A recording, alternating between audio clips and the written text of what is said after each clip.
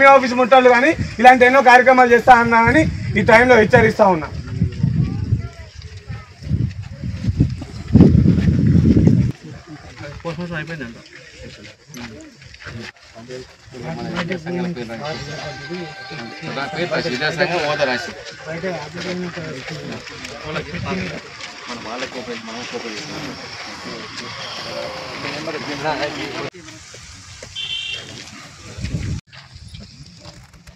ఈరోజు ఏదైతే రుద్ర మండలంలో రెసిడెన్స్ మైనారిటీ దాంట్లో ఏదైతే విద్యార్థి చనిపోయిందో దానికి ఈరోజు విద్యార్థి సంఘాలుగా పలు అనుమానాలు వ్యక్తం చేస్తూ ఉన్నాం.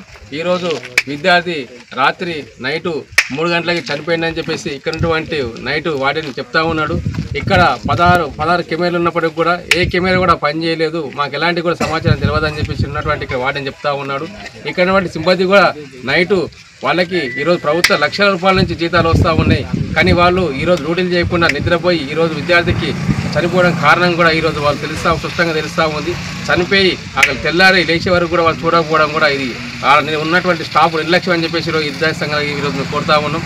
గతంలో అనేక సార్లు ఇక్కడ ఉన్నటువంటి రెసిడెన్షియల్ స్కూల్ సమస్యల్ని సబ్ కలెక్టర్ గారికి, అదేవిధంగా కలెక్టర్ గారికి, డిఓ గారికి అనేక మందికి కూడా మేము కంప్లైంట్ చేయడం జరిగింది.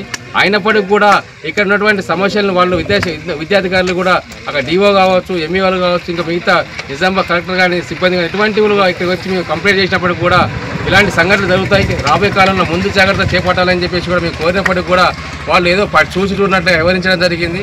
ఇదే ముందు జాగ్రత్తగా ముందు బలి కావడం జరిగింది.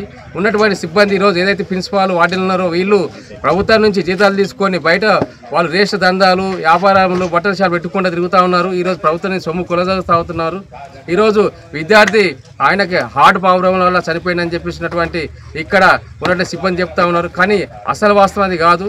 ఇక ఏదో జరిగి ఈరోజు పిల్లగాడికి అనుమానాలు గతంలోనే ఒక 15 రోజుల కింద బాగాలేకపోతే ఇక్కడ ఉన్నటువంటి వాళ్ళ పేరెంట్స్ వచ్చి తీసుకుపోవడం జరిగింది. ఇక్కడ ఉన్నటువంటి నిన్న సాయంత్రం 5:30కి ఇక్కడ ఉన్నటువంటి ప్రిన్సిపల్ ఫోన్ చేసి మీరు వచ్చిందా కాదు, 10వ తరగతి పరీక్షలు నడుస్తూ ఉన్నాయి, బలవంతంగా మంచి లేకపోయినా సరే మీరు చూపిస్తా అని చెప్పేసి కూడా వాళ్ళు ప్రిన్సిపల్ పిలిస్తే విద్యార్థి రావడం జరిగింది.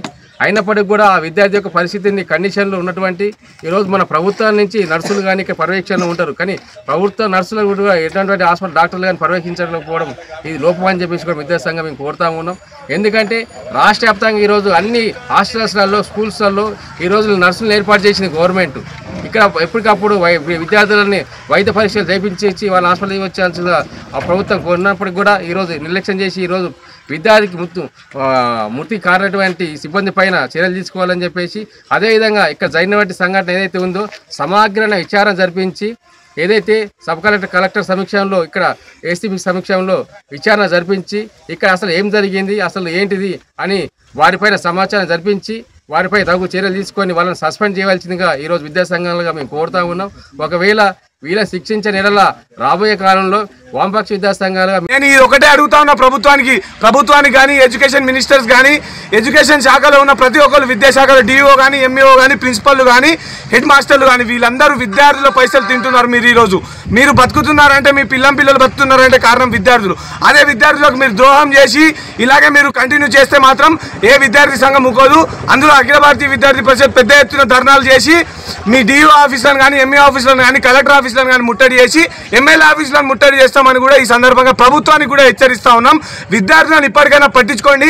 ఇప్పటికే చాలా మంది చనిపోతా ఉన్నారు. ఇప్పటిదాకా ఫుడ్ మంచి లేక చనిపోతున్నారు. అన్నిటికీ పర్సనల్ ప్రాబ్లం అని చెప్పి పేరెంట్స్ తోటి ఏదో ఒక సెటిల్మెంట్ చేస్తూ ఉన్నారు. అలాగే పేరెంట్స్ కూడా వినతి తీసుకుంటున్నా నేను, ఈ బిటిల్మెంట్లకు లొంగకండి. మనం ఏదైనా న్యాయ పోరాటం చేద్దాం. మీ వెనుక ఎప్పుడు అఖిల భారతీయ విద్యార్థి పరిషత్ ఉంటుంది, ప్రతి విద్యార్థి సంఘం ఉంటుంది. ప్రతి విద్యార్థి కోసం అఖిల భారతీయ విద్యార్థి పరిషత్ పోరాడుతూ ఉంటుంది. అలాగే ఈ విద్యార్థికి జరిగినటువంటి నష్టానికి ప్రభుత్వము బాధ్యత వహించి ఈ ప్రిన్సిపల్ని కానీ, వాద్యాన్ని కానీ మొత్తం అంతా కొత్త స్టాఫ్ని రిక్రూట్మెంట్ చేయాలని అఖిల భారతీయ విద్యార్థి పరిషత్ డిమాండ్ చేస్తూ ఉన్నది.